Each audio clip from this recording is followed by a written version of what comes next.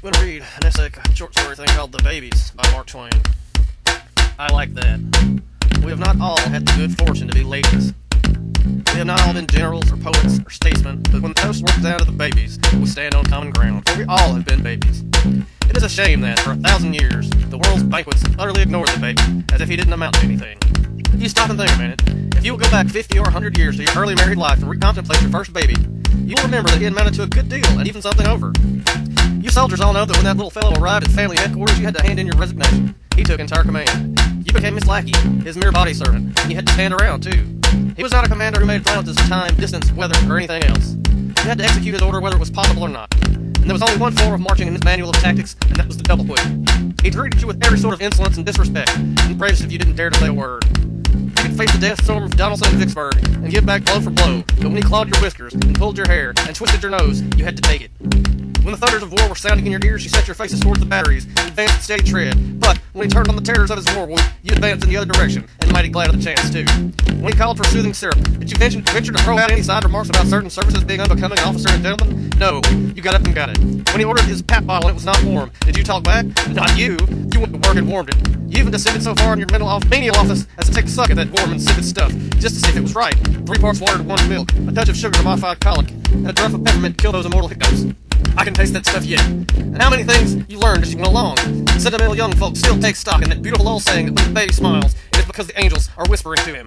Very pretty, but too thin. Simply blind on the stomach, my friends. Wind on the stomach, my friends. If the baby proposed to take a walk at his usual hour, 2 o'clock in the morning, didn't you rise up promptly and remark, with a mental addition which would not improve a Sunday school book much, that was the very thing you were about to propose yourself? Oh, you were under good discipline. And as you went faltering up and down the room in your undress uniform, you not only prattled undignified baby talk, but even turned up your martial voices and tried to sing. Rock-a-bye baby in the treetop, for instance. What a spectacle for an army of the Tennessee. And what an affliction for the neighbors, too, for it's not everybody within a mile around that likes military music at 3 in the morning. And when you had been keeping this sort of thing up 2 or 3 hours, and your little velvet head imitated that nothing suited him like exercise and noise, what did you do? You simply went on till you dropped in the last ditch. The idea that a baby doesn't amount to anything. Why, one baby is just a house and front yard full by itself. One baby can furnish more business than you and your whole interior department can attend to. He's enterprising, irrepressible, brimful of lawless activities. Do what you please, you can't make him stay on the reservation. Sufficient unto the day is one baby. As long as you're in your right mind, don't you ever pray for twins. Twins amount to a permanent right, and there ain't any real difference between triplets and an insurrection. Yes, it was high time for a toast to the masses to recognize the importance of babies. Think what is in store for the present crop. 50 years from now, we shall all be dead, I trust. And then this flag, if it still survived, and let us hope it may, will be floating over a republic numbering 200 million souls, according to the settled laws of our increase. Our present schooner of state will have grown into a political leviathan, a great Easter. The cradled babies of today will be on deck. Let them be well trained, for we are going to leave a big contract in their hands. Among the 3 or 4 million cradles now rocking in the land or sun which this nation was reserved for ages as sacred things, if we know which ones they are. And one of these cradles the unconscious ferret into the future is at this moment teething, think of it, and putting in a word dead earnest, not articulated, but perfectly justifiable profanity over it too. In another, the future renowned astronomer is blinking at the shining Milky Way, but with a liquid interest, poor little chap, and wondering what has become of that other one they call the wet nurse.